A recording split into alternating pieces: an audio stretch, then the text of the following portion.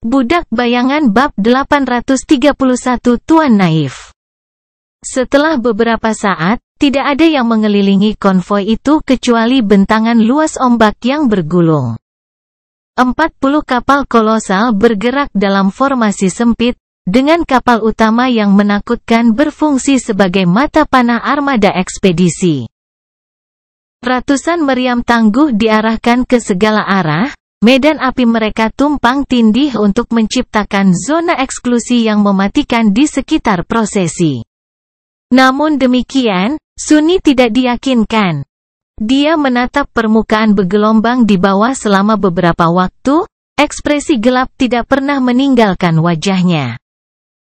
Terlepas dari betapa megahnya perjalanan mereka, konvoi itu bergerak dengan keheningan yang mengejutkan. Jika bukan karena suara air yang tergeser oleh busur yang perkasa dan memercik ke baju zirah paduan, Sunni bisa saja memejamkan mata dan membayangkan tidak ada kapal lain di sekitarnya. Bukankah aneh bahwa dia merasa jauh lebih nyaman di atas kapal terbang daripada kapal pelaut yang jauh lebih andal ini? Dia menghela nafas, lalu mengaktifkan komunikatornya dan mengakses manual prosedur keselamatan maritim yang diberikan kepada setiap anggota Angkatan Darat Pertama. Dalam beberapa minggu terakhir, setiap orang harus mempelajari dokumen yang cukup besar dan melakukan beberapa latihan yang melelahkan untuk membiasakan diri dengan aturan aneh perilaku Angkatan Laut yang benar. Sunni memiliki ingatan yang lebih baik daripada kebanyakan orang, jadi dia praktis mempelajari manualnya dengan hati. Sementara struktur umumnya agak mudah untuk dipahami dan menjelaskan apa yang harus dilakukan oleh penumpang kapal jika kapal atau peringatan seluruh armada dikeluarkan. Ada banyak aturan aneh dan tampaknya esoteris yang disertakan juga.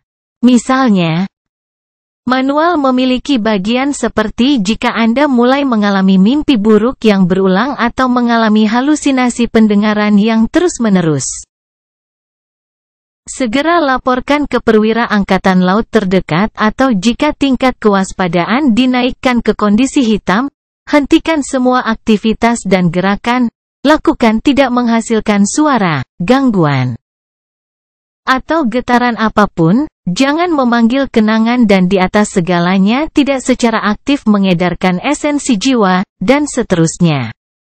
Ada beberapa tingkat peringatan, dibedakan berdasarkan warnanya. Kondisi hitam termasuk yang tertinggi dan paling mengerikan, lebih rendah dari kondisi merah, yang berarti bahwa seluruh armada harus bersiap untuk pertempuran habis-habisan. Namun, ada banyak peraturan yang berada di luar rutinitas yang ditetapkan ini. Meskipun Sunni tidak tahu apa yang seharusnya dicegah oleh sebagian besar aturan ini, dia merasa sedikit lebih tenang mengetahuinya. Kapal bergerak di antara kuadran sepanjang waktu. Sial, bahkan ada beberapa yang terus-menerus melakukan perjalanan antara Antartika Barat dan Amerika Selatan. Tidak ada alasan untuk terlalu khawatir. Dia menghela nafas, lalu menggelengkan kepalanya dengan sedih dan memutuskan untuk meninggalkan di atas. Suka atau tidak suka Sunni, dia harus menghabiskan beberapa minggu berikutnya di laut. Membiarkan paranoia menguasai dirinya tidak akan ada gunanya bagi siapapun. Masih banyak yang harus dia selesaikan. Mulai dari memeriksa badak hingga mencari tahu fasilitas apa yang akan tersedia untuk kelompok selama pelayaran berbahaya ini, dan menerapkan perubahan pada rencana pelatihan. Belum lagi fakta bahwa dia harus terus meningkatkan dan menambah kenangan prajuritnya. Saat dia berjalan menuju palka terdekat, Sunni tiba-tiba melihat sesosok tubuh berdiri di haluan kapal, menatap hamparan air yang luas seperti yang dia sendiri lakukan beberapa menit yang lalu. Pria itu tinggi dan mengenakan mantel biru tengah malam yang bergerak sedikit tertiup angin. Di bawahnya ada bodysuit hitam seperti yang dikenakan Sunni, tapi juga sedikit berbeda. Itu terbuat dari bahan yang aneh dan lebih terlihat seperti pakaian selam daripada pakaian yang dimaksudkan untuk dikenakan di bawah baju besi. Meskipun orang asing itu berdiri agak jauh, entah bagaimana Sunny bisa merasakan kehadirannya jauh di dekat Palka. Itu tenang, dalam, dan misterius. Menggoda, bahkan. Sunny yakin dia sedang melihat guru lain. Dia ragu-ragu selama beberapa saat, lalu mengangkat bahu dan memutuskan untuk mendekati Ascendet yang tidak dikenalnya. Saat dia melakukannya, pria itu berbalik dan menatap Sunny dengan tatapan waspada. Dia berusia sekitar 30 tahun, tampan, dan dengan mata warna indigo yang indah dan tidak biasa.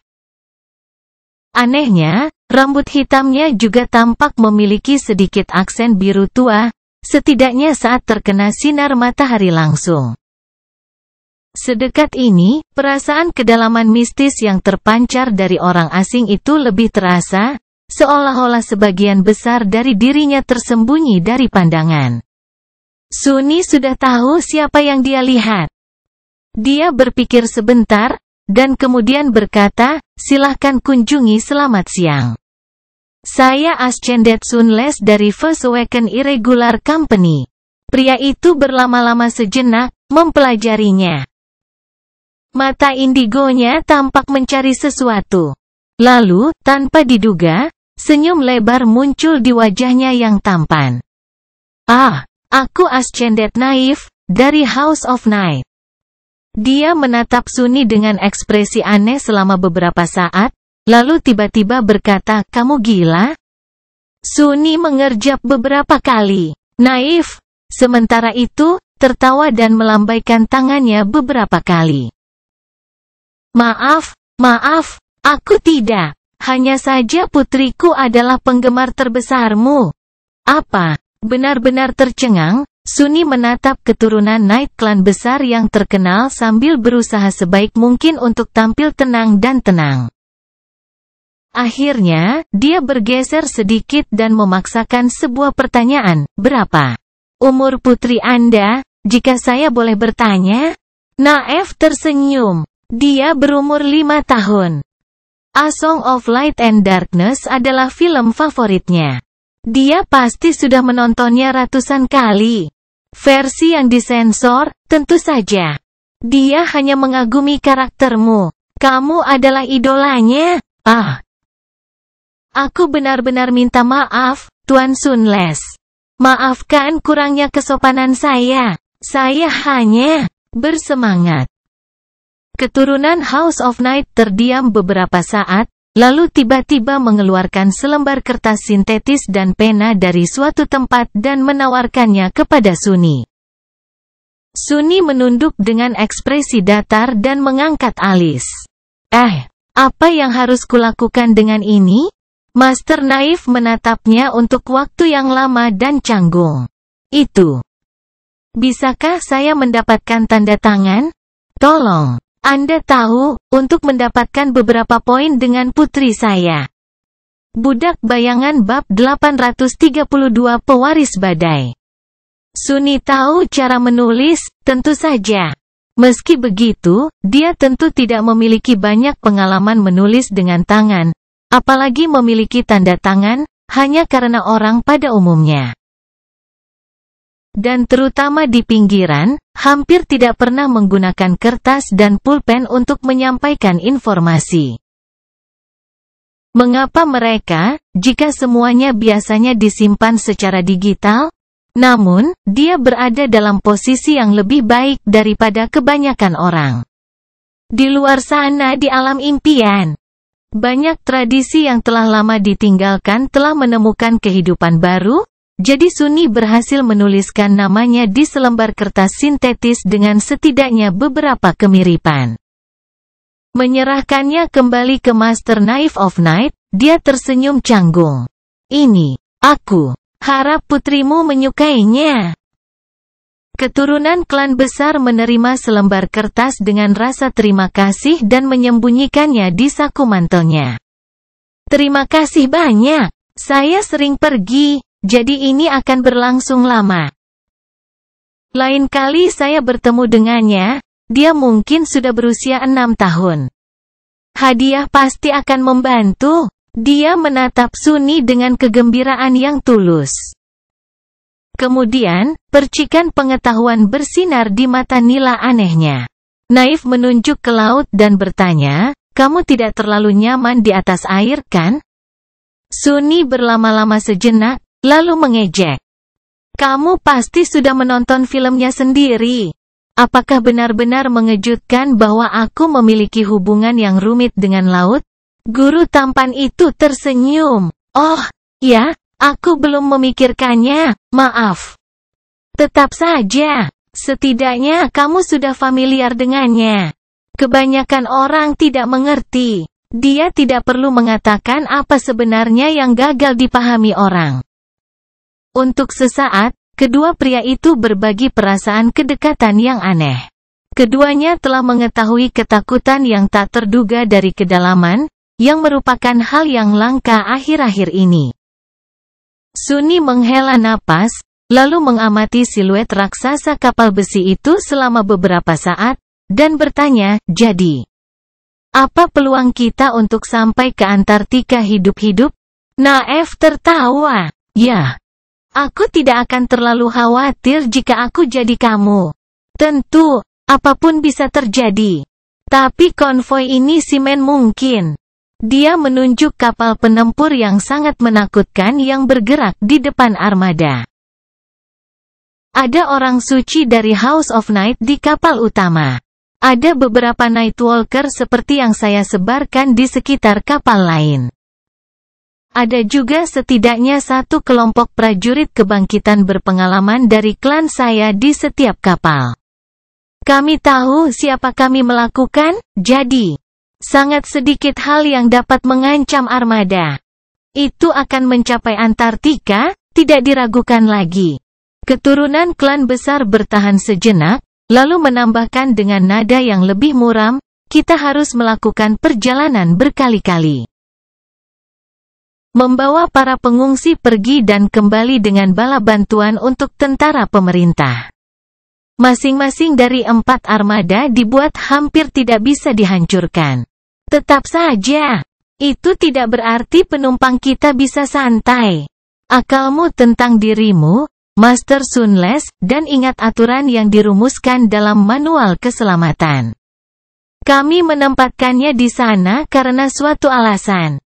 Sunny menatap pria tampan itu dan tersenyum. Oh, kamu tidak perlu khawatir tentang itu. Aku sudah menghafal semuanya, kurang lebih. Aku mungkin kurang dalam banyak hal, tapi menjadi paranoid yang tidak masuk akal bukanlah salah satunya. Naif tersenyum. Itu adalah sifat yang benar-benar luar biasa untuk dimiliki.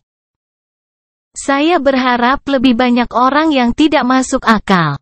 Sunny mengobrol dengan Nightwalker selama beberapa menit sebelum pergi. Master Naif ternyata ramah dan menyenangkan berada di dekatnya.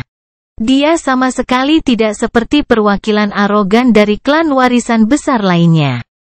Di akhir pembicaraan mereka, Sunny merasa jauh lebih baik dengan keadaannya saat ini. Dia juga menjadi sedikit terpesona dengan House of Night. Klan besar ketiga selalu menjadi misteri baginya. Pejalan malam tidak menikmati perlindungan dari penguasa, tetapi memiliki kekuatan yang tak tergantikan. Keunggulan unik itu telah mengukir tempat bagi mereka di puncak hierarki manusia. Tapi apa keuntungan itu, tepatnya? Setelah bertemu langsung dengan keturunan dari klan Night yang hebat, Sunny menegaskan kecurigaannya. Perasaan yang Naif berikan padanya agak mirip dengan apa yang dia alami 2 kali sebelumnya, 1 kali di kuil di tingkat keempat Menara Ebony, yang lain di aula besar kuil malam.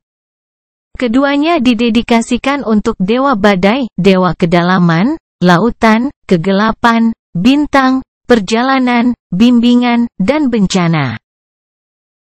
Aspek Dewi Langit Hitam semuanya terkait dengan peran House of Night dalam masyarakat manusia, dan Sunny tidak menganggap itu kebetulan.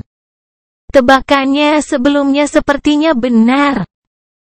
Sudah pasti sekarang bahwa pendiri klan besar, kebangkitan generasi pertama yang penuh teka-teki yang dikenal sebagai Nightwalker, telah mewarisi garis keturunan Dewa Badai dan entah bagaimana berbagi kekuatannya dengan House of Night lainnya. Jadi, kalau begitu, keenam silsilah dewa diperhitungkan, House of Night mewarisi garis keturunan Stormguard. Immortal Flame mewarisi garis keturunan Dewa Matahari. Valor mewarisi garis keturunan Dewa Perang. Song kemungkinan besar mewarisi garis keturunan Dewa Binatang itu jelas dari apa yang dia ketahui tentang Seisan, putri angkat Kisong. Sunni dimaksudkan untuk mewarisi garis keturunan Shadow God, tapi itu dimakan oleh Blood Wave. Itu hanya menyisakan 6 dewa yang paling sulit dipahami, Dewa Hati. Dan penguasa yang paling sulit dipahami, Asterion. Tentu saja, Sunni bisa saja salah.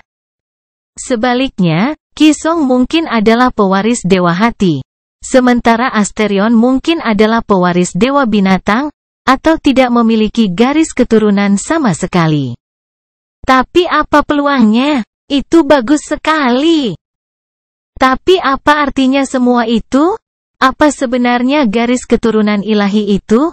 Apakah mereka memiliki tujuan selain memberikan kekuatan tambahan kepada pemegangnya?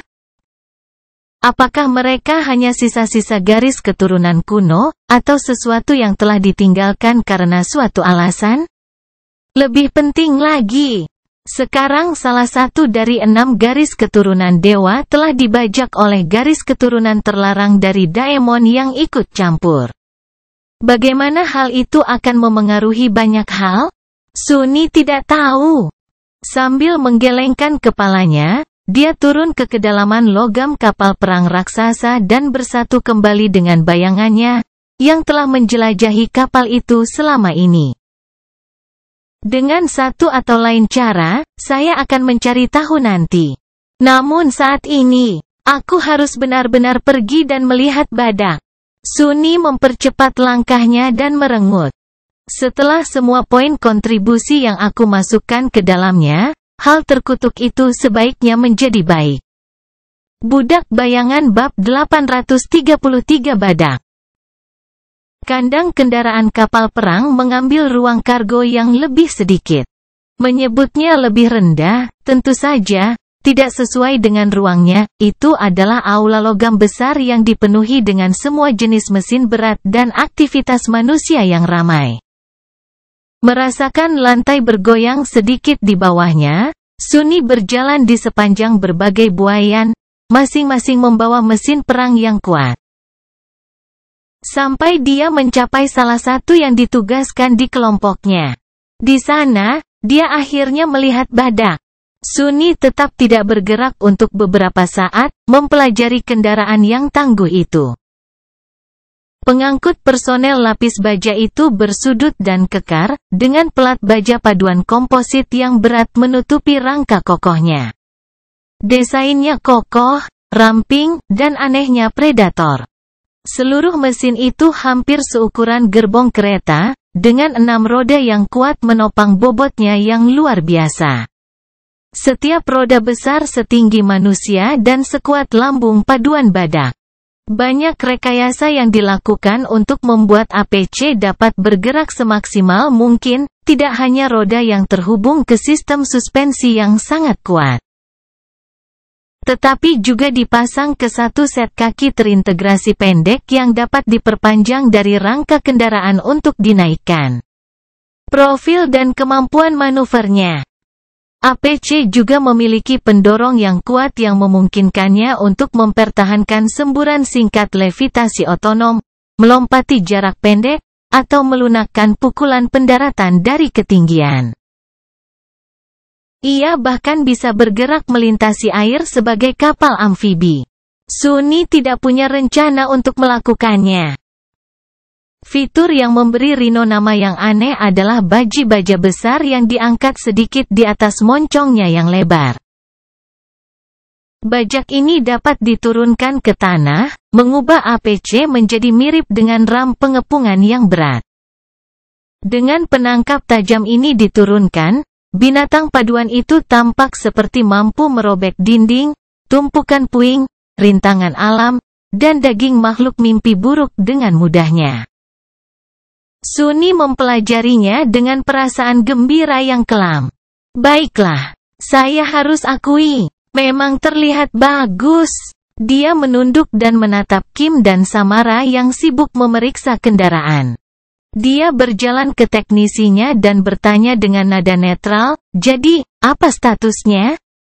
Samara mendongak dari layar komunikatornya, di mana sebuah program diagnostik menampilkan hasil dari serangkaian tes yang rumit. Dia menawarkan senyum kecil padanya. "Semuanya tampak beres, Kapten. Dia benar-benar binatang buas." Kim dengan penuh kasih menepuk-nepuk permukaan APC, yang dicat dengan pola kamuflase abu-abu. "Ini adalah mesin yang luar biasa. Rhino benar-benar cepat meskipun dibebani oleh baju besi yang berat, sangat dapat bermanuver, dan memiliki bagian dalam yang sangat tahan lama. Dengan upgrade mahal yang kami dapatkan, dia benar-benar telah menjadi binatang buas." Sunni berkedip beberapa kali, menerima kenyataan bahwa pengangkut personelnya, tampaknya, adalah dia. Kim, sementara itu, bergeser dari kaki ke kaki dan berkata dengan nada ragu-ragu, "Apakah Anda ingin melihat ke dalam, Kapten?" Sunni memandangnya dengan acuh tak acuh dan mengangkat bahu. Tentu saja aku ingin melihat ke dalam." "Pertanyaan apa?" Dia memasuki badak melalui palka yang terbuka, menaiki serangkaian anak tangga yang curam, dan menemukan dirinya berada di bagian dalam kendaraan besar itu. Semuanya ada sederhana, sangat bermanfaat, dan dirancang dengan mempertimbangkan daya tahan maksimum. Jelas bahwa dia berada di dalam mesin militer. Namun, Sunni tidak bisa menahan perasaan bahwa dia dikelilingi oleh kemewahan murni. Mungkin itu karena dia tahu berapa harga semua peralatan yang tampaknya sederhana ini. Bagian depan Rhino didedikasikan untuk kabin pilot yang sedikit lebih tinggi, di mana Lustre sedang mempelajari berbagai panel kontrol dan saklar dengan ekspresi bersemangat. Ada cukup ruang di sana untuk beberapa kursi tambahan juga. Kaca depan yang diperkuat panjang dan sempit, tetapi menawarkan pemandangan sekitar yang hampir indah. Tentu saja, ada banyak monitor yang menampilkan umpan dari berbagai kamera eksternal dan juga sensor. Bagian tengah kendaraan didedikasikan untuk ruang hidup sederhana. Ada area lounge kecil tempat para kru dapat beristirahat dan menghabiskan waktu bersama, dapur yang ringkas, dan kompartemen kebersihan yang dipartisi. 6 sudut tidur terletak di dinding yang berseberangan. Sunni sudah bisa membayangkan persaingan siapa yang akan mendapatkan ranjang paling bawah. Tentu saja, masing-masing ranjang ini sebenarnya dapat berfungsi sebagai tempat tidur khusus, jika diperlukan. Di belakang area lounge terdapat ruang kargo yang juga berfungsi sebagai gudang senjata dan mengintegrasikan stasiun kerja teknik berteknologi tinggi. Kompartemen teknik itu sendiri terletak di bawah lantai dan membentang di sepanjang kendaraan. Akhirnya, bagian paling belakang dari Rhino diambil alih oleh ruang komando dan komunikasi. Ada meja holografik besar, konsol kuat yang terhubung ke rangkaian antena APC, dan satu set monitor yang menerima input yang sama dengan yang ada di kabin pilot.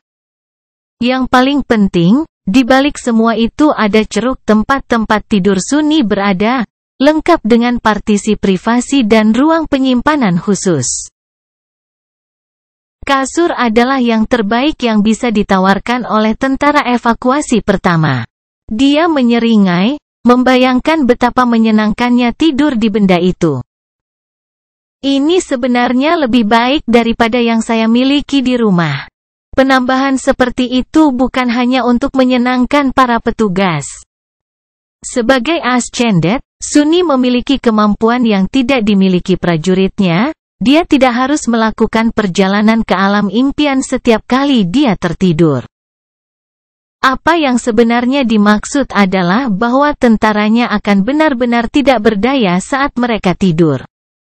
Bahkan jika segerombolan makhluk mimpi buruk menyerang badak, mereka tidak akan bangun. Dia adalah satu-satunya yang bisa menjaga kohort apapun yang terjadi. Jadwal tidur yang tidak teratur seharusnya dapat membantu mengatasi masalah ini sampai taraf tertentu. Tetapi Sunni tidak memiliki ilusi tentang seberapa sering dia mendapat kesempatan untuk beristirahat dengan baik. Yang berarti bahwa kesempatan langka ketika dia mendapat kesempatan untuk tidur siang harus senyaman dan seefisien mungkin. Sunni berjalan mengitari Rino sebentar, berusaha menahan seringai puas sambil mempelajari tata letaknya. Akhirnya, dia mendekati ceruk pribadinya dan duduk di ranjang empuk. Di sana, dia melirik bayangannya dan tersenyum. Tidak buruk, ya? Bayangan itu menatapnya diam-diam. Beberapa saat kemudian, orang yang bahagia itu dengan penuh semangat mengangkat kedua tangannya, menunjukkan 2 jempol padanya. Sunni mengangguk. Ya, memang. Aku juga menyukainya. Budak Bayangan bab 834 Kohesi. Selama beberapa hari berikutnya, Sunni perlahan mulai terbiasa dengan kehidupan di atas peti mati logam raksasa yang mengapung. Tentu saja, pemikiran untuk dipisahkan dari jurang tak berdasar dari air gelap hanya dengan beberapa lapis paduan tidak terlalu menghibur. Tapi setidaknya dia tidak terlalu memikirkannya lagi. Apa yang paling membantu Sunni adalah kenyataan bahwa dia terlalu sibuk untuk memikirkan hal-hal yang tidak penting. Jadwalnya sangat padat. Banyak sekali yang harus dia lakukan. Sebagian besar hari-harinya masih didedikasikan untuk mencoba meningkatkan tingkat kerjasama antara anggota kohort. Sekarang setelah mereka meninggalkan kuadran utara, tidak ada gimnasium yang luas bagi mereka untuk berlatih. Pot Dreamscape juga sudah ketinggalan zaman sekarang. Tentu saja, ada beberapa fasilitas yang tersedia di kapal perang raksasa, serta seluruh di atas, tetapi tidak ada yang cukup untuk menempatkan 6 petarung elit yang bangkit melalui langkahnya. Namun, ada banyak hal yang dapat mereka lakukan untuk belajar bagaimana bekerja sama dengan baik. Dari pelatihan intensitas rendah hingga latihan mental dan permainan. Apapun yang dapat memberikan pandangan sekilas kepada anggota kelompok tentang bagaimana rekan mereka berpikir dan bertindak adalah langkah ke arah yang benar. Wawasan Sunni yang diperolehnya berkat Shadow Dance juga sangat membantu. Perlahan tapi pasti, prajuritnya bersatu dan belajar bagaimana bertarung berdampingan. Sifat Bele yang gesit dan lincah. Pendekatan Don yang solid dan penuh perhitungan, kegigihan Quentin yang gigih, kemantapan dan bidikan Maut Samara, penguasaan penglihatan dan kompetensi tenang Kim. Semangat Luster dan keberanian yang tiada habisnya. Dipandu oleh Sunni, semuanya perlahan melebur menjadi satu. Kelompok itu belum mencapai titik di mana mereka bisa bergerak sebagai satu organisme, tapi setidaknya mereka sudah bisa memperkuat kekuatan satu sama lain sekaligus menutupi kelemahan satu sama lain. Sunni juga mendapatkan pemahaman yang lebih dalam tentang kekuatan mereka. Misalnya, kemampuan Bele untuk menajamkan pedangnya sebenarnya lebih rumit daripada yang pernah dia lawan. Ternyata, efek sebenarnya mengelilingi pedang dengan medan perpindahan yang sangat tipis dan tak terlihat alih-alih membuat ujungnya lebih tajam. Kimi tidak hanya dapat berbagi persepsi visual antara beberapa orang, tetapi juga memadupadankannya sesuai tuntutan situasi. Dia bisa melihat kelemahan musuh, tapi hanya menyalurkan sudut pandangnya ke petarung di tengah pertempuran sengit akan terlalu membingungkan. Alih-alih, dia hanya dapat mentransfer visi kerentanan, hampir seperti hamparan komposit yang menerangi titik yang dipilih. Luster dapat mempercepat pemulihan esensi jiwa, baik untuk dirinya sendiri maupun sekutunya. Anehnya, semakin baik dia mengenal seseorang, semakin jauh jarak yang bisa dia pertahankan antara dirinya dan target sambil menyalurkan efek yang menguntungkan. Jika ada satu kelemahan pada kemampuannya, itu sepertinya tidak berhasil pada Sunny. Ternyata, esensi bayangan sama sekali tidak bereaksi terhadap kehadiran Luster. Yang merupakan kekecewaan besar, mengingat Sunny telah melepaskan dukungan ular untuk melindungi Rain. Sialan. Kenapa aku merekrut orang bodoh ini? Meski kesal, Sunny harus dengan enggan mengakui bahwa ini bukan masalah besar.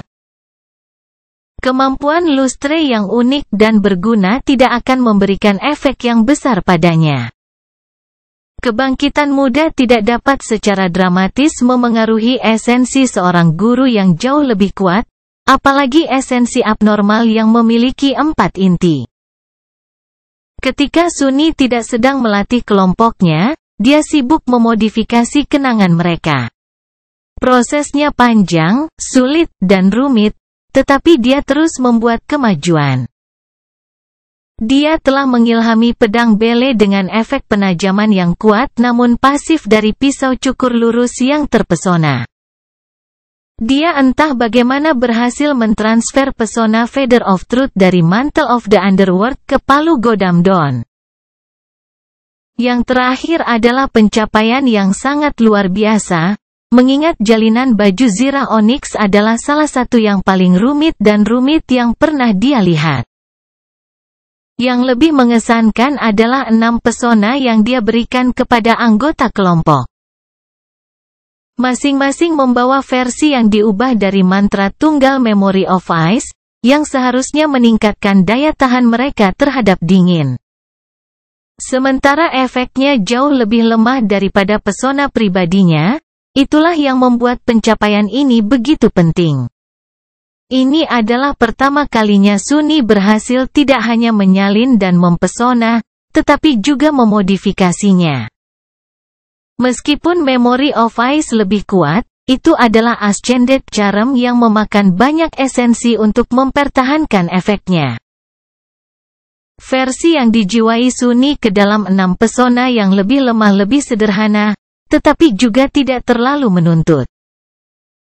Prajuritnya yang bangkit akan dapat membuatnya aktif kurang lebih secara permanen, kecuali cadangan mereka benar-benar habis. Jika ada satu hal yang gagal dia lakukan, itu mengubah senapan penghancur samara menjadi sebuah memori. Sunny sangat menginginkannya, tetapi tidak peduli seberapa keras dia mencoba, senjata berteknologi tinggi itu terlalu rumit, dan berisi terlalu banyak bagian yang bergerak. Ada batas yang bisa dicapai Sunny. Semakin kompleks struktur objek, semakin besar ukuran dan masanya, semakin sulit untuk mengintegrasikan jalinan dasar ke dalamnya.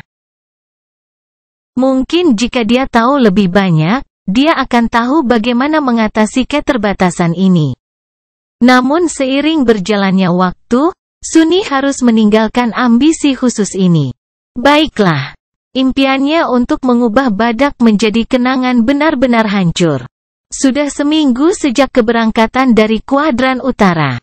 Sunny saat ini berada di kabin pribadinya, duduk di tempat tidur sambil menatap sedih ke senapan berat itu.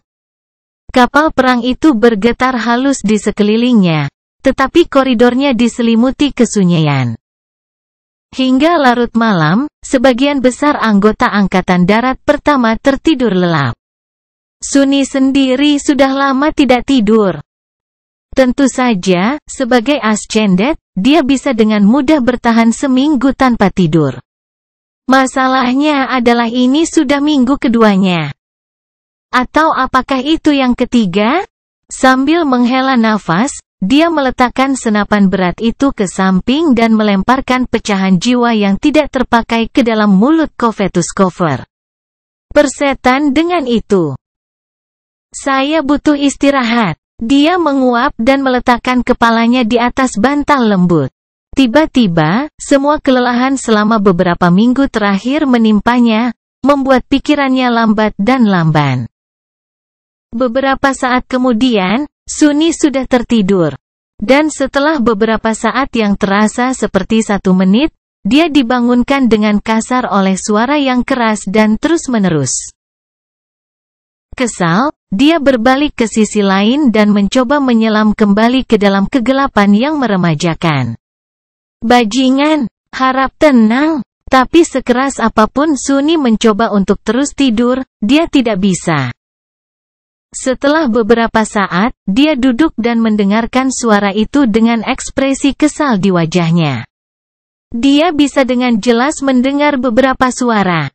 Dari suaranya, mereka semua milik wanita muda. Dan para wanita ini adalah... Sunni menggertakkan giginya. Menyanyi. Siapa yang bernyanyi di tengah malam? Orang-orang mencoba untuk tidur di sini, sial. Budak Bayangan bab 835 lagu Siren. Sunni duduk diam di tempat tidurnya untuk beberapa saat, kesal karena seseorang telah mengganggu tidurnya. Dengan bernyanyi, tidak kurang. Namun perlahan, ekspresinya melunak. Ya, setidaknya mereka memiliki suara yang bagus. Ya, para wanita muda bernyanyi dengan indah. Suara mereka mengalir dan bergema satu sama lain, menciptakan harmoni yang membuatnya merasa geli. Lagu itu tidak sedih atau bahagia, justru membuat Sunni merasakan kerinduan yang dalam dan pedih. Helaan napas terdengar keluar dari bibirnya. Mungkin aku harus memperkenalkan diri? Karena wanita cantik ini mengadakan pesta, tentunya mereka tidak keberatan ditemani.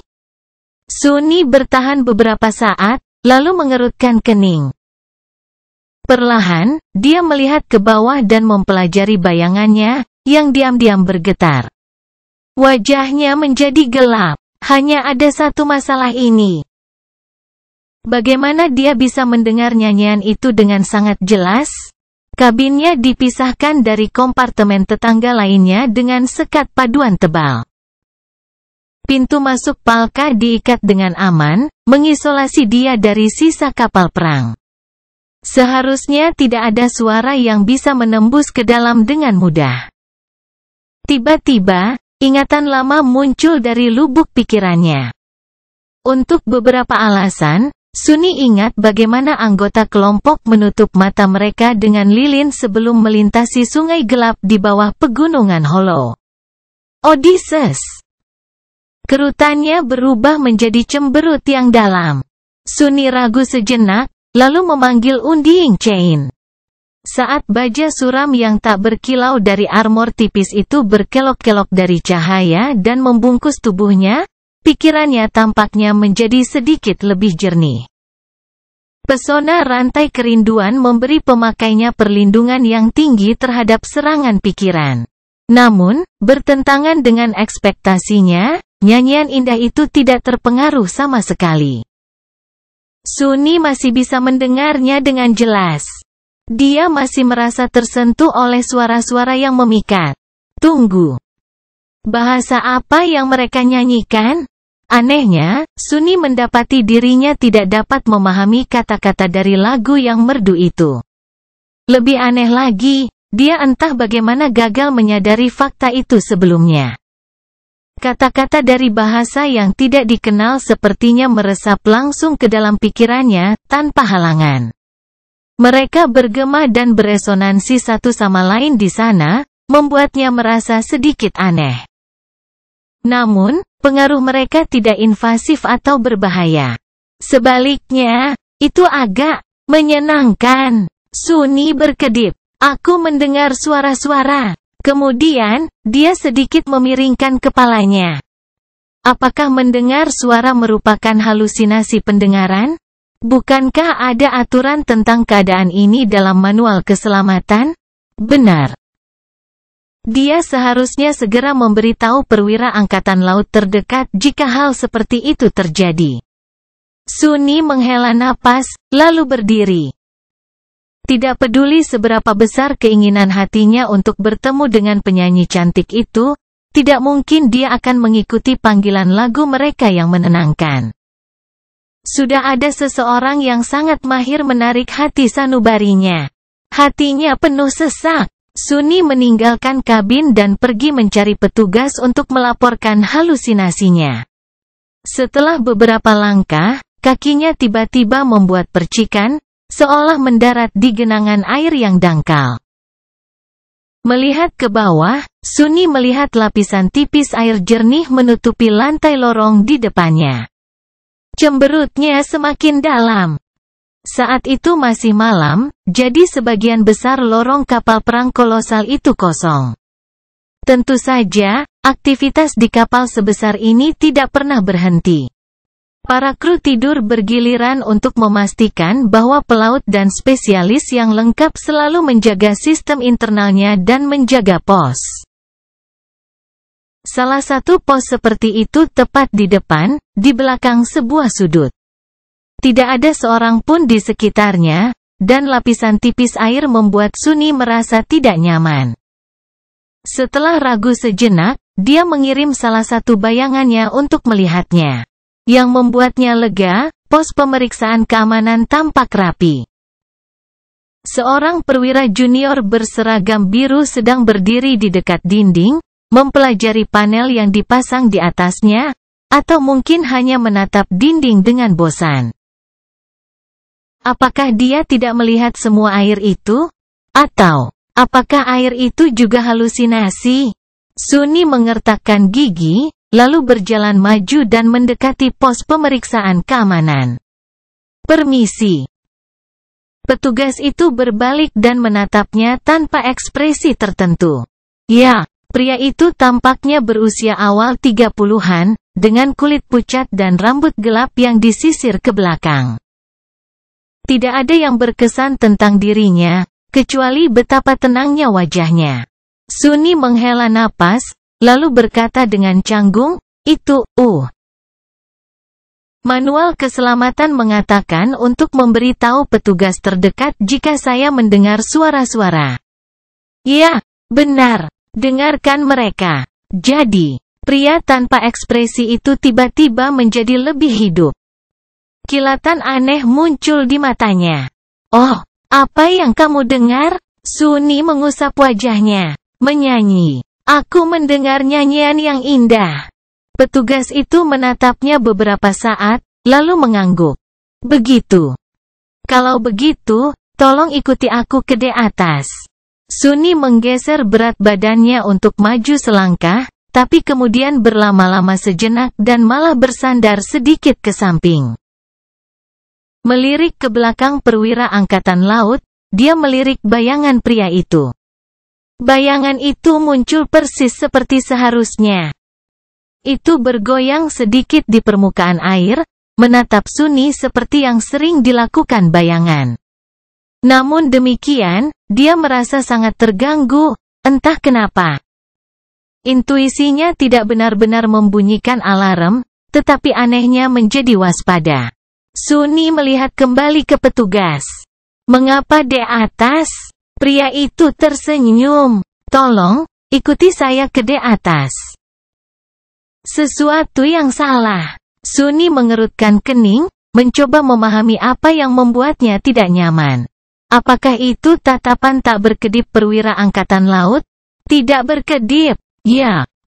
Pria berseragam perwira junior tidak berkedip sekalipun sejak mereka mulai berbicara. Sunny menatapnya beberapa saat, lalu mundur selangkah. Aku lebih suka tidak.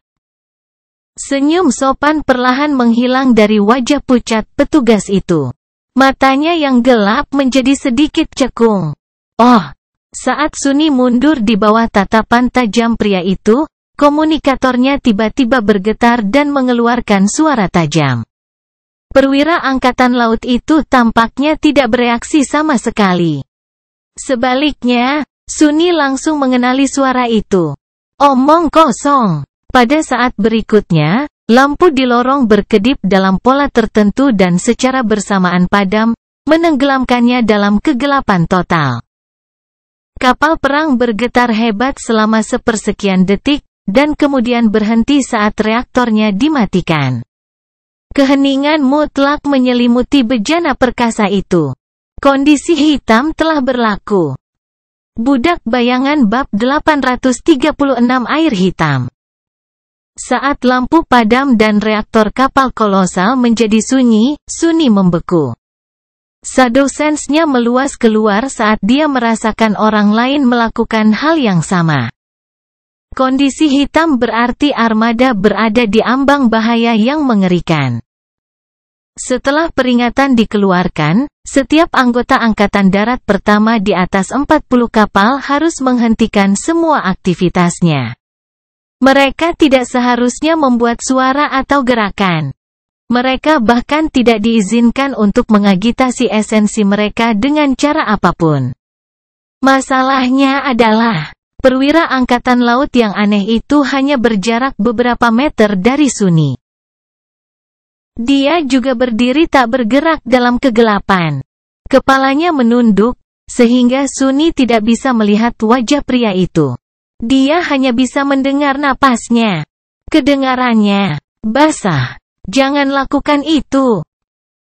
Jangan. Tiba-tiba, bahu pria itu bergerak-gerak.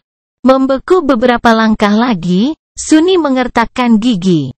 Terkutuklah semuanya. Petugas itu bergoyang sedikit, lalu maju selangkah. Air yang menutupi lantai terbelah, memungkinkannya bergerak tanpa mengeluarkan suara.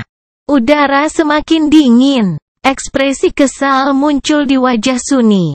Jangan bergerak. Jangan berisik. Jangan mengedarkan esensi. Jangan memanggil kenangan. Apa yang harus dia lakukan? Melanggar peraturan kondisi hitam dan berisiko membahayakan armada, atau tetap diam dan membiarkan petugas. Atau apapun yang berpura-pura menjadi.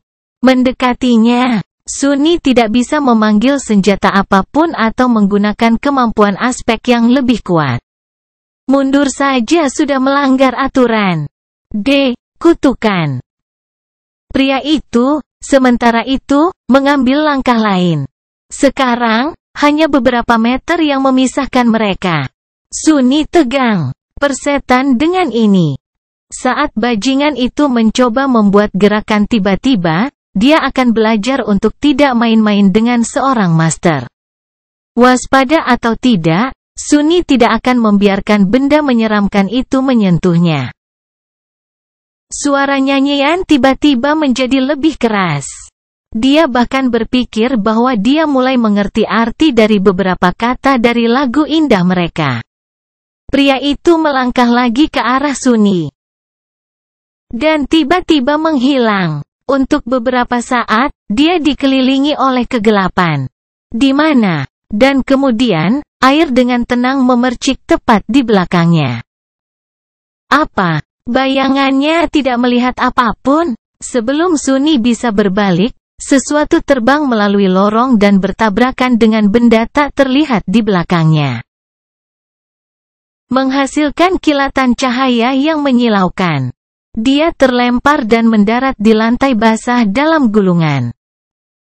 Hampir pada saat yang sama, suara-suara yang naik tiba-tiba menghilang, dan kapal perang bergetar saat reaktornya kembali online. Lampu di koridor menyala, menenggelamkannya dalam cahaya. Melompat berdiri saat penglihatan kejam memanifestasikan dirinya menjadi kenyataan di tangannya.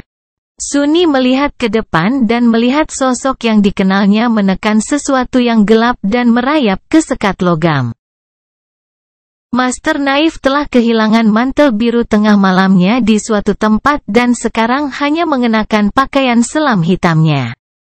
Ada pisau tulang aneh di tangannya. Tertusuk pada pisau itu adalah. Sebelum Sunny dapat memahami seperti apa makhluk itu, tiba-tiba ia kehilangan bentuknya dan berubah menjadi gumpalan air hitam tak berbentuk, yang kemudian jatuh ke lantai dan membentuk genangan air. Mata Nila naif bersinar dengan cahaya gelap saat dia menoleh. "Tuan Sun Les, apakah Anda baik-baik saja?" Sunyi dengan hati-hati mengangguk. "Apa? Benda apa itu?" Keturunan dari klan malam yang agung membuka mulutnya. Tetapi sebelum dia bisa menjawab, kapal perang di sekitar mereka bergetar. Dan guntur yang teredam terdengar di suatu tempat di kejauhan. Railgun utama sedang menembak. Naef menggelengkan kepalanya. "Tidak ada waktu sekarang. Periksa kelompokmu." Dengan itu, pria tampan itu seakan menghilang. Sesaat kemudian, lampu yang menerangi lorong berkedip dan berubah warna menjadi merah yang tidak menyenangkan. Kondisi merah. Pertarungan habis-habisan. Sunyi tersentak, lalu buru-buru menggunakan komunikatornya untuk mengirim perintah kepada tentaranya untuk berkumpul di dekat Rino. Namun, sebelum dia bergabung dengan mereka, dia ragu-ragu sejenak, lalu melangkah menembus bayang-bayang, muncul di tempat terpencil di atas. Butuh beberapa saat baginya untuk memahami apa yang sedang terjadi. Malam tiba-tiba dilenyapkan oleh ratusan kilatan terang saat ratusan meriam meraung, melepaskan hujan baja dan peluru tungsten yang tiada henti ke laut. Sebagian besar telah berubah warna di beberapa titik, menjadi benar-benar hitam. Meski kekuatan angin tidak bertambah, gelombang hitam tampak lebih tinggi dan lebih ganas daripada yang bergulung jauh. Mereka menjangkau ke arah kapal seperti jari monster tak dikenal. Dalam kilatan yang sangat menyilaukan, meriam utama kapal konvoi angkatan laut ditembakkan. Menyebabkan bertonton air hitam yang tak terhitung jumlahnya terlantar dan naik tinggi ke langit seperti pilar kolosal. Sedetik kemudian, gemuruh yang menggelegar mencapai Sunyi dan membuatnya meringis. Cakupan pengeboman berat itu benar-benar membingungkan. Namun, tampaknya tidak banyak membantu kecuali sedikit memperlambat air hitam yang bergolak. Saat Sunyi memperhatikan, dia melihat sosok manusia menyelam ke ombak dari geladak kapal yang tinggi. Mereka adalah kelompok Awaken yang ditempatkan House of Night di 40 kapal. Meskipun kapal utama terletak cukup jauh dari tempat Sunyi berdiri, dia masih melihat sosok kesepian melompat ke laut dari haluannya yang menjulang tinggi. Untuk beberapa alasan, penyelam itu secara khusus menuntut perhatian. Sesaat sebelum sosok itu menabrak ombak, sosok itu sedikit berkilauan. Kemudian, sesuatu yang besar dan ganas menyelam di bawah air.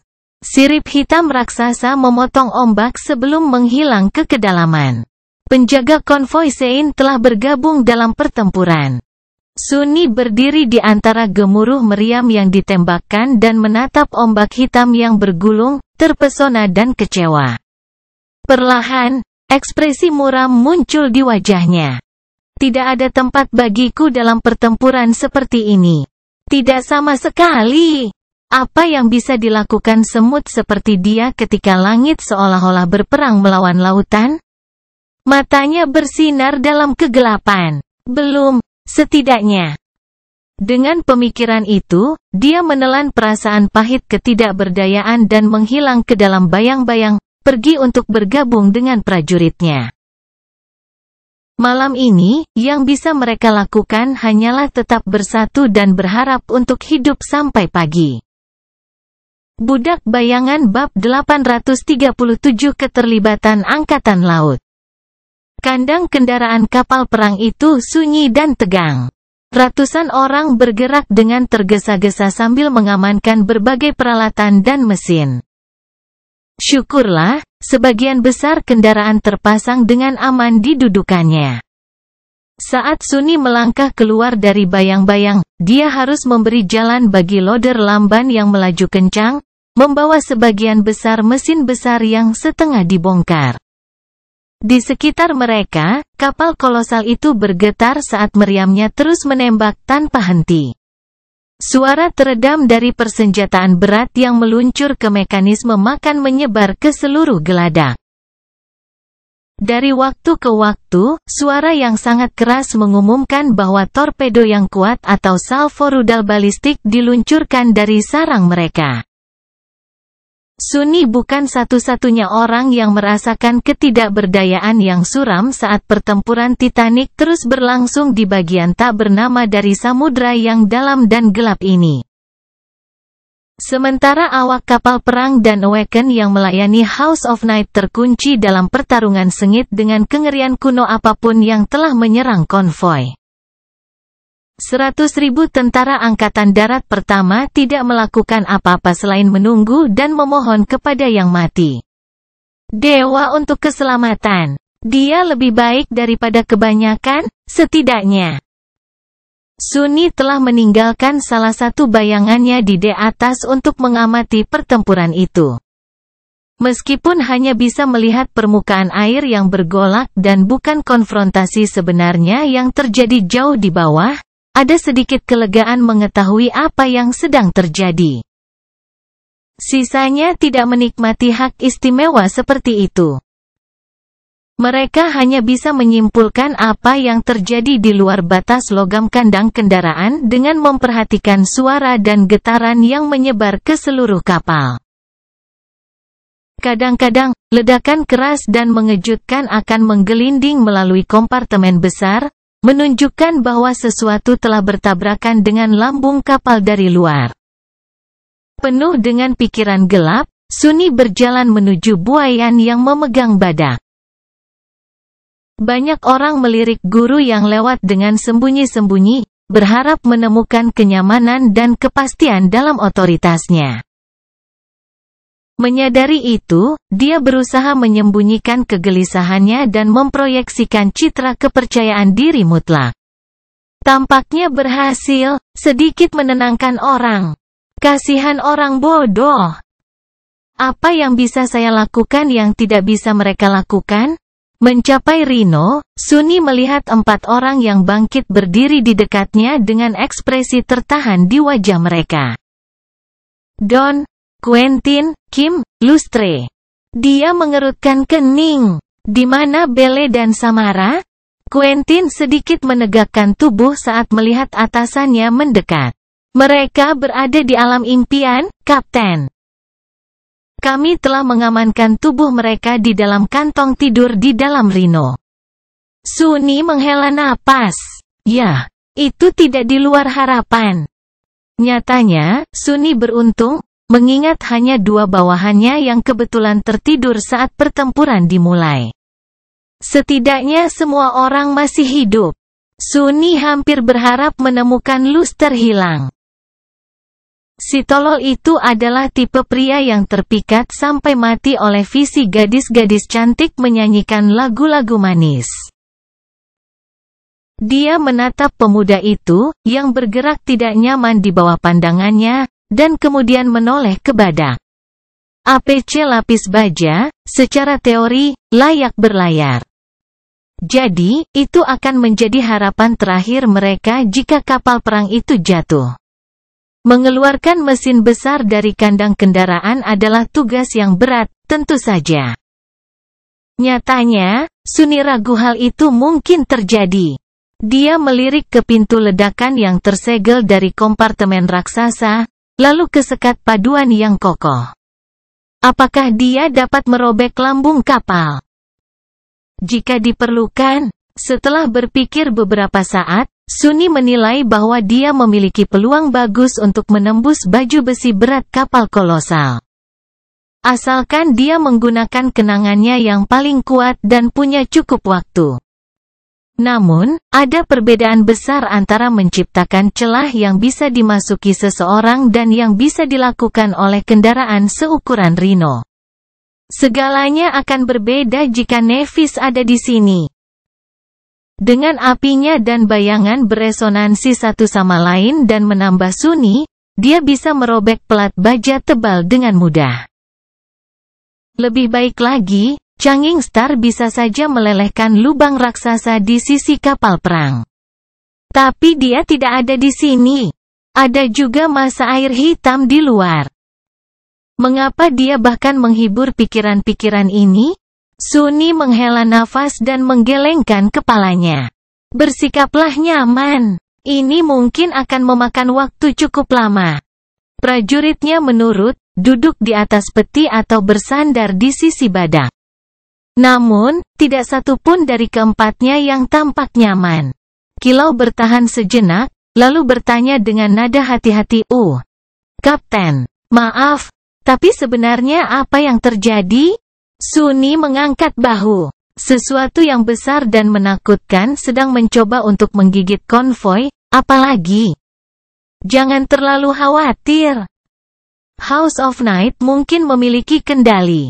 Saya pribadi melihat orang suci mereka bergabung dalam pertempuran. Terlepas dari situasi genting, mata Lustre tiba-tiba berbinar karena kegembiraan. Benarkah? Wow, aku harap aku bisa melihat pertarungan orang suci, suatu hari nanti. Wajah Sunni berubah suram saat dia melirik pemuda itu dengan pandangan gelap. Hati-hati dengan apa yang kamu inginkan, bodoh. Jika kamu pernah cukup dekat untuk melihat para orang suci bertarung, maka pasti ada sesuatu yang salah. Percayalah padaku, aku harus tahu. Lustre membuka mulutnya untuk menjawab, tetapi pada saat itu, sesuatu menabrak lambung kapal lagi, membuatnya tersentak dan kehilangan akal sehatnya. Terlepas dari kenyataan bahwa ledakan keras ini kadang-kadang menggema di kandang kendaraan untuk beberapa waktu sekarang, masing-masing masih sangat menggelegar. Orang-orang yang terperangkap di kompartemen luas tidak dapat memperlakukan mereka dengan acuh tak acuh, tidak peduli seberapa besar keinginan mereka. Tetap saja, perlahan tapi pasti, mereka mulai terbiasa dengan suara tabrakan yang mengejutkan. Namun yang terakhir ini, Sunni merengut. Yang terakhir berbeda. Dia perlahan berbalik dan menatap titik tertentu di dinding seberang kandang. Apakah Sunni membayangkannya? Atau apakah sekatnya terlihat sedikit cacat?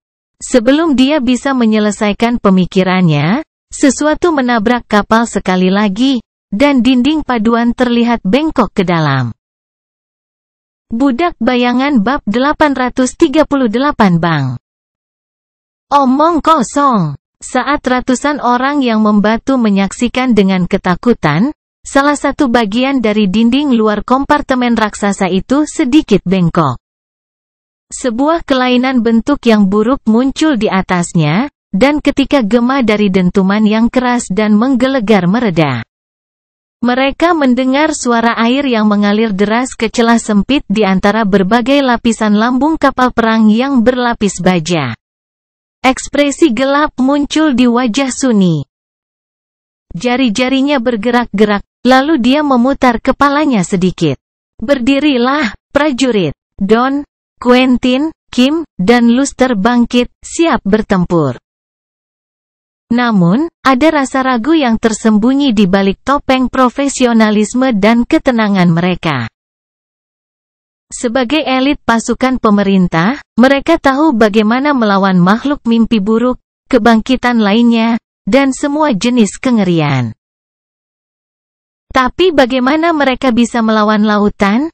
Sesaat kemudian, sesuatu menabrak sisi kapal dengan dentuman yang menggelegar sekali lagi, membuat lekukan di sekat kandang kendaraan semakin terasa. Orang-orang yang paling dekat dengannya bergidik dan mundur. Beberapa berbalik dan berlari. Segera, ruang di sekitar bagian dinding yang rusak menjadi kosong sama sekali. Semua orang di kompartemen besar telah menjauh sejauh mungkin darinya, menempel ke dinding seberang dan menatap ke arah kecacatan besar itu. Sedetik berlalu dalam keheningan total, lalu yang lainnya. Lalu, satu lagi. Yang terdengar hanyalah suara gemericik air. Seseorang mengutuk dalam tertahan. Dor! Saat beberapa orang berteriak, dinding semakin membengkok ke dalam, bagiannya yang cacat bertambah besar dan mencapai sedikit lebih dalam ke kandang kendaraan. Erangan keras dan dalam dari logam yang berputar-putar menggelinding di udara, bergema di tulang-tulang mereka. "Kapten," Kim memucat saat dia menatap sekat yang cacat. Sunni merasakan kemampuan aspeknya menyapu pikirannya, dan kemudian persepsinya tentang dunia berubah. Semuanya sebagian besar sama, tetapi dinding yang rusak diwarnai oleh beberapa warna yang redup. Seolah-olah seorang pelukis gila telah merusaknya dengan kuas yang goyah. Sebagian besar dinding tetap berwarna abu-abu logam, tetapi lebih dekat ke penyok besar. Paduan lapis baja berubah menjadi oranye cemas dan merah pucat. Sebaliknya, sepetak kecil berwarna merah cerah dan cerah. Sunni mengertakkan. Dor, dor, dor. 3 serangan berturut-turut menabrak lambung luar, memperburuk kerusakan dan membuat dinding semakin bengkok. Orang-orang berteriak dan mencoba menjauh darinya, tetapi tidak ada tempat bagi mereka untuk pergi. Beberapa menatap pintu keluar dari istal kendaraan, sementara beberapa menatap sekat yang berkerut, diam membeku. Entah bagaimana, itu masih bertahan. Logam itu mengerang sekali lagi, tetapi bertahan. Tidak ada yang terjadi selama belasan detik. Kemudian, pukulan lain menghantam bagian lambung yang rusak, dan dindingnya sedikit bengkok. Seperti yang terjadi, retakan tipis muncul tepat di tempat paduannya dicat merah cerah. Setetes air hitam merembes melalui celah dan berguling ke bawah.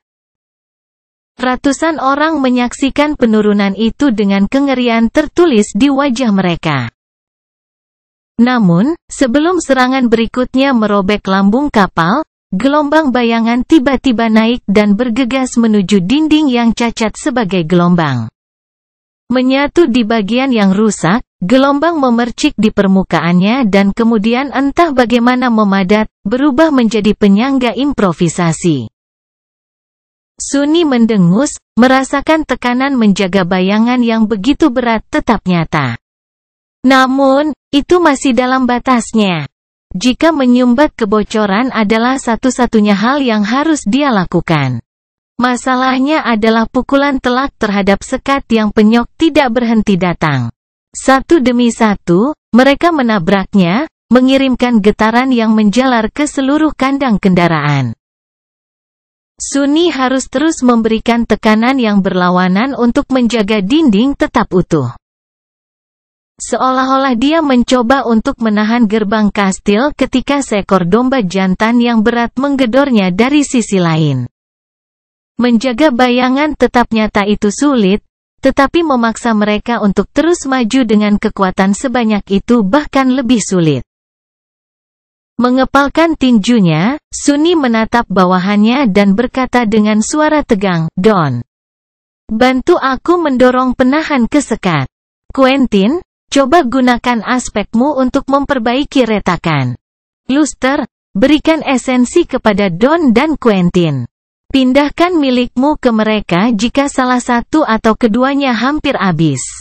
Kemudian, dia menoleh ke manusia lainnya yang berkumpul di kandang kendaraan dan menggonggong, "Apa yang kamu lihat? Buat dirimu berguna, bodoh. Kalian yang terbangun dengan aspek berguna. Bantulah jika kalian bisa, bagi kalian yang biasa-biasa saja. Ada banyak peralatan dan mesin praktis di kompartemen terkutuk ini. Bahkan orang idiot pun bisa menemukan cara untuk memperkuat lambung kapal dengan semua perlengkapan itu. Jadi mulailah bekerja." Orang-orang menatapnya untuk sepersekian detik. Kemudian, Don dan Quentin berlari menuju penyangga bayangan. Ini mendorong yang lain untuk mulai bergerak juga. Ledakan lain menggelinding melalui kompartemen yang luas, tetapi tidak ada yang memperhatikannya. Sekarang setelah Sunni memecahkan selubung ketakutan yang telah melumpuhkan para anggota Angkatan Darat Pertama, semua orang sibuk memastikan bahwa sekat-sekat itu dapat ditahan. Dengan masa bayangan yang memperkuat bagian yang paling rusak, tidak terlalu sulit bagi mereka untuk memastikan bahwa beberapa penyok kecil yang segera muncul di tempat lain tidak pernah rusak. Krisis segera berlalu. Orang-orang di kandang kendaraan selamat. Sekarang, yang tersisa hanyalah menunggu dan melihat apakah mereka dapat terus bertahan hidup dalam beberapa jam mendatang. Mereka lakukan. Setelah apa yang terasa seperti keabadian perjuangan yang intens dan menakutkan, pertempuran di luar akhirnya mulai menunjukkan tanda-tanda melambat. Sunni, yang perlahan-lahan semakin mengkhawatirkan cadangan esensinya, menghela napas lega. Melalui bayangannya di geladak atas, dia bisa melihat bahwa armada telah lolos dari bercak air hitam yang luas yang mengotori permukaan laut. Meriam perlahan menghentikan pengeboman mereka, dan awak kapal perang sudah mulai mengevaluasi kerusakannya.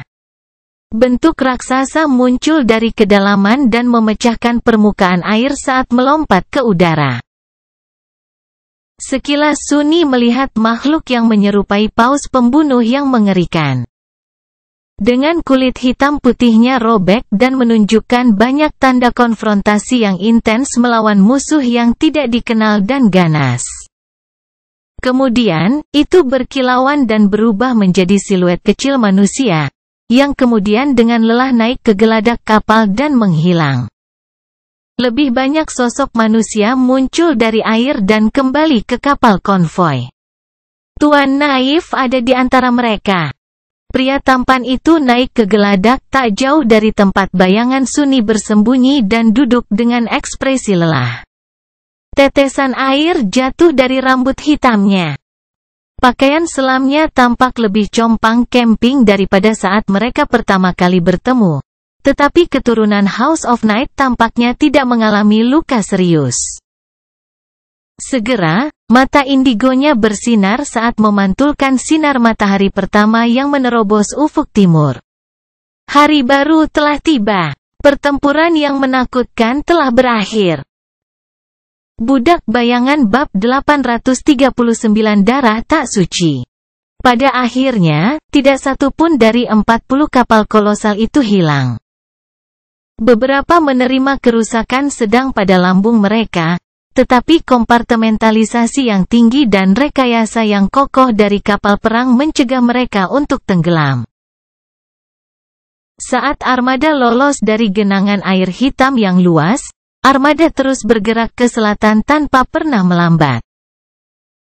Faktanya, reaktor dikirim ke beban berlebih yang terkendali untuk meningkatkan kecepatan konvoi lebih jauh dan dengan cepat meningkatkan jarak antara konvoi dan bahaya laten. Saat kapal yang rusak memotong ombak, ribuan awak kapal ditugaskan untuk memperbaiki brigade yang mulai menambal bagian lambung yang robek.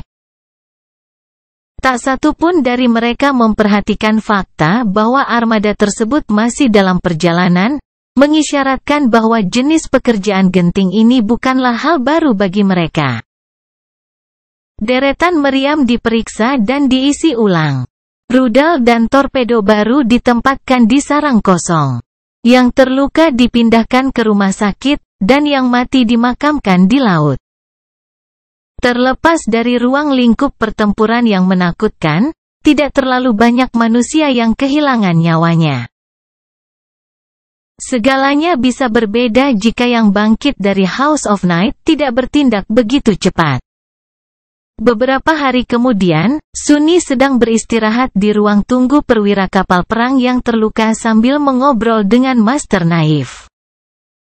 Karena tidak ada ascendet lain yang ditempatkan di kapal, keduanya terkadang saling menemani. Jadi, ngomong-ngomong, raksasa itu baru saja memukul tengkorak menyeramkan itu dengan palunya. Boom! Biarkan aku memberitahumu, pada saat itu, aku senang celanaku sudah basah. Aku tidak tahu apakah benda itu mati atau tidak. Tidak, tapi itu tidak mengganggu kami setelah itu. Keturunan dari klan besar menatapnya dengan ekspresi geli. Lautan gelap di Forgotten Shore harus menjadi titan hebat, setidaknya. Sunni mengangkat bahu. Itu juga yang kupikirkan. Tapi siapa yang bisa memastikannya? Seluruh tempat itu aneh. Dia ragu-ragu sejenak, dan kemudian bertanya, apakah menurutmu itu terhubung ke air hitam? Benda apa itu? Ekspresi Naif sedikit meredup. Ya, tidak ada yang benar-benar tahu. Kami telah tersandung di air hitam berkali-kali, baik di dunia nyata maupun di alam mimpi. Itu adalah salah satu bahaya yang lebih menonjol di Stormsea. Beberapa orang berpikir bahwa itu adalah sejenis mimpi buruk makhluk, beberapa orang mengira itu adalah teror yang kuat yang telah dicabik-cabik ribuan tahun yang lalu. Beberapa bahkan mengira itu adalah darah Titan kuno yang telah lama mati. Dia menggelengkan kepalanya dan mendesah. Bagaimanapun, semua orang setuju bahwa yang terbaik adalah menghindarinya. Air hitam tidak benar-benar hidup, jadi bersembunyi darinya tidak terlalu sulit. Hanya saja konvoi ini terlalu besar. Ada terlalu banyak jiwa, terlalu banyak terbangun. Aroma mereka menariknya, serta semua kekejian yang tinggal di dalamnya. Untungnya, kebanyakan dari mereka tidak terlalu kuat, kali ini. Tuan tampan itu berpikir sejenak. Aku tidak berpikir bahwa air hitam itu sama dengan lautan gelap di Forgotten Shore. Mereka tampak serupa di permukaan, tapi lautan milikmu itu jauh lebih luas dan kuat. Merupakan keajaiban bahwa kamu dan teman-temanmu berhasil menyegelnya, hanya sebagai penidur. Sunni melirik Naif dengan ekspresi muram. Itu bukan keajaiban. Ribuan pria dan wanita muda yang tak terhitung jumlahnya telah meninggal di Forgotten Shore selama 2 dekade untuk mengungkap rahasia yang akhirnya memungkinkan kita untuk menyegel Laut Hitam. Banyak dari mereka akan menjadi pilar kemanusiaan sekarang, jika mereka selamat. Kami baru saja menyelesaikan apa yang telah mereka mulai. Penguasa pertama dan kelompoknya, anggota tentara impian. Bahkan Gun Lauk dan para letnanya.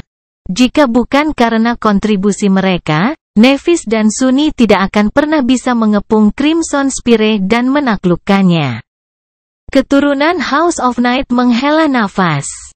Sebagian besar masalah dapat diselesaikan jika Anda melemparkan cukup banyak tubuh ke dalamnya. Mudah-mudahan kampanye Antartika akan berbeda. Harus begitu, mengingat tidak ada jumlah mayat yang cukup untuk mengubur masalah sebesar itu. Sunni meringis. Berapa lama sebelum kita mencapainya? Naif bergeser sedikit dan tersenyum. Kondisinya bagus. Jika semua berjalan lancar, paling lama seminggu. Kemudian, dia mencondongkan tubuh ke depan dan menambahkan, "Oh, ngomong-ngomong. Aku baru saja menerima kabar. Pemerintah akan mengumumkan mobilisasi sukarela dalam beberapa hari ke depan. Pasukan evakuasi kedua sudah mulai terbentuk saat kalian melakukan pendaratan." Sunni memberinya tatapan ragu. P Alpha and Alpha petik terbalik Nonu 1 gelombang SOM itu bagus. Saya ragu itu akan tiba untuk memperkuat kita dalam waktu dekat. Hal-hal seperti itu membutuhkan banyak waktu. Belum lagi bahwa yang terbaik dan paling cemerlang yang ditawarkan pemerintah sudah di atas kapal ini. Dengan klan legasi yang tersisa di sela-sela, bala bantuan tidak akan banyak berubah. Nightwalker mengangkat bahu. Aku tidak akan begitu yakin bahwa klan legasi tidak akan ikut bersenang-senang. Sunni mengerutkan kening. Aku telah diberitahu bahwa baik Song maupun Valor tidak tertarik untuk berpartisipasi dalam kampanye. Dan saat kalian membantu, House of Night juga tidak akan mengirim pasukan daratnya. Naif terdiam sejenak. Klanku paling berguna di laut. Adapun dua lainnya, memang, mereka hanya mengirim pasukan token ke Angkatan Darat pertama. Mereka bersikap enggan. Untuk saat ini.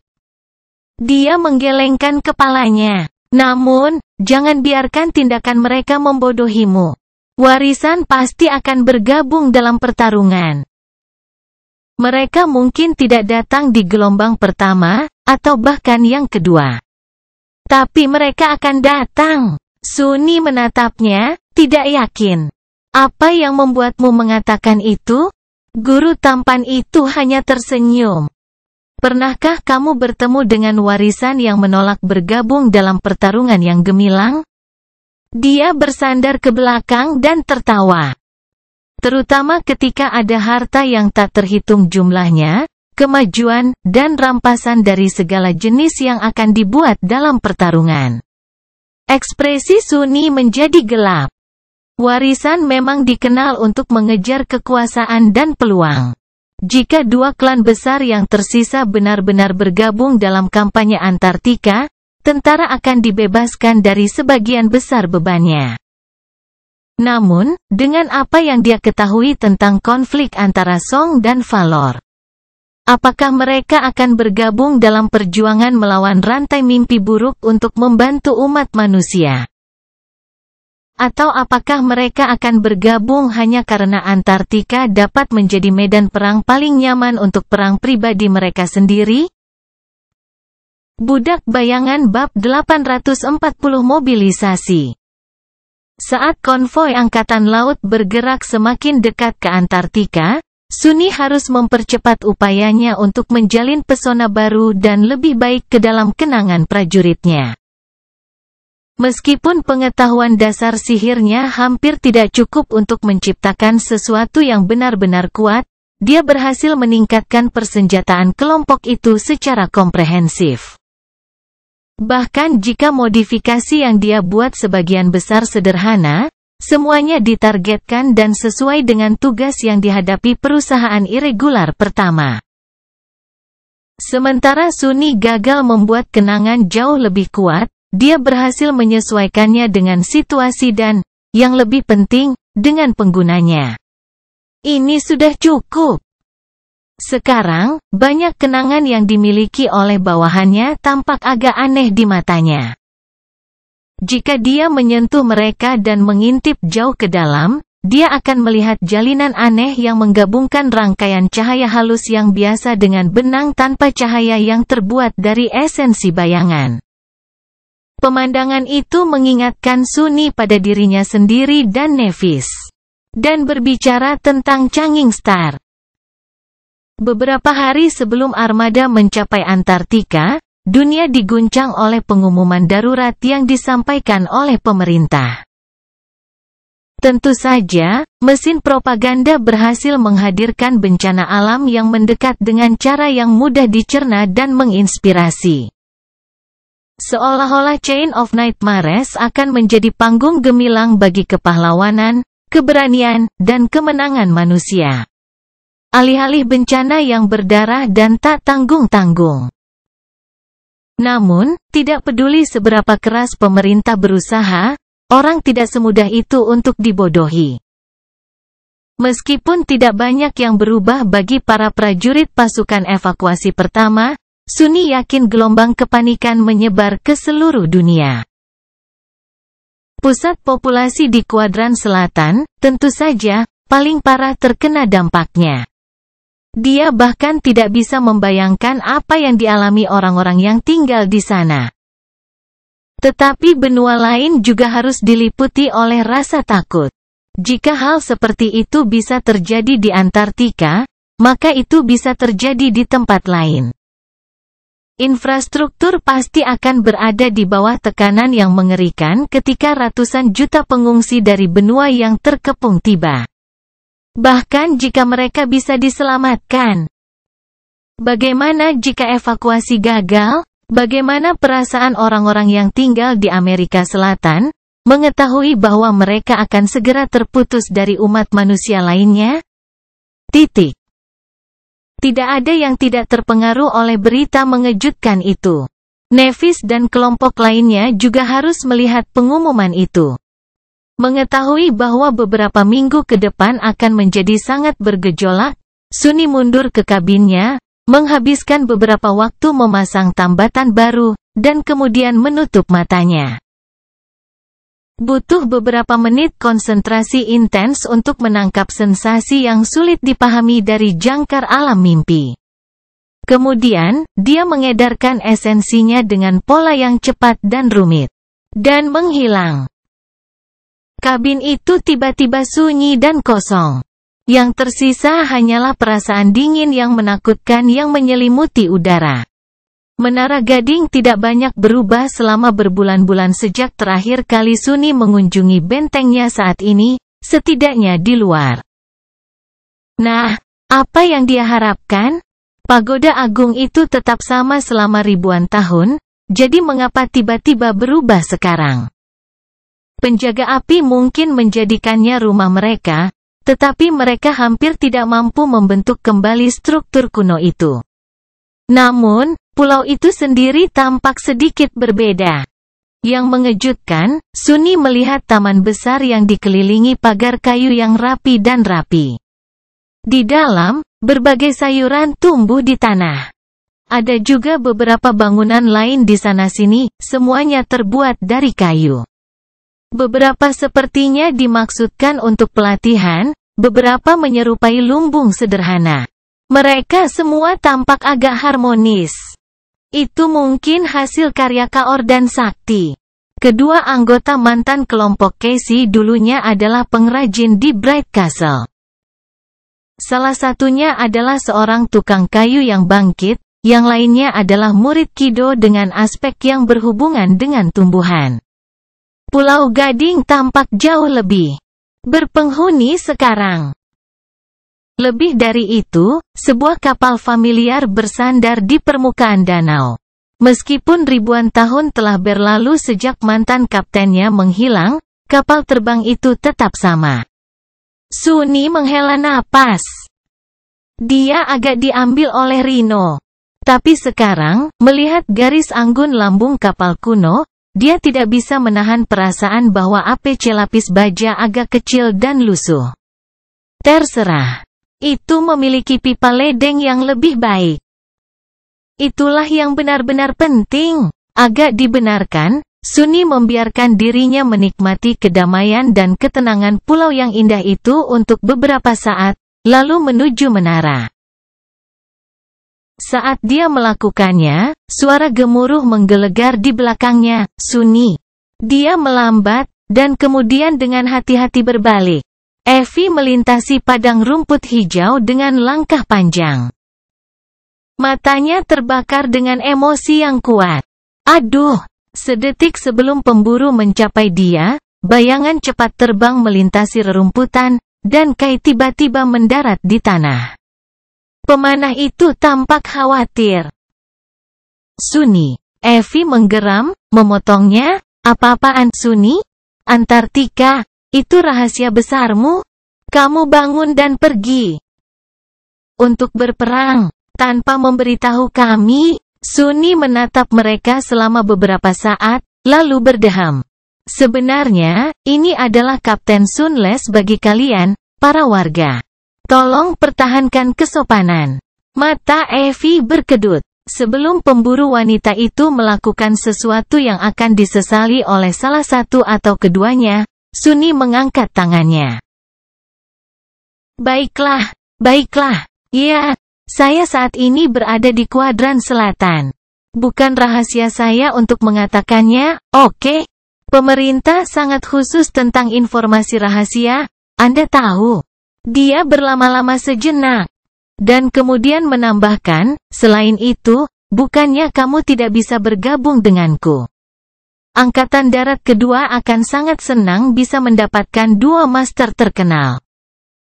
Kehidupan pelayanan bukan untuk orang yang lemah hati, tentu saja, tapi manfaatnya adalah untuk mati untuk. Pemburu wanita itu menatapnya dengan diam tertegun. Akhirnya, dia mengusap wajahnya dan berkata, Dufus. Tidak, maaf, Kapten Dufus. Apakah Anda benar-benar memberi kami pidato perekrutan? Sunni melihat ke atas dan ke bawah dan menyeringai. Yah, tidak juga. Namun, aku pikir seragam itu akan sangat cocok untukmu.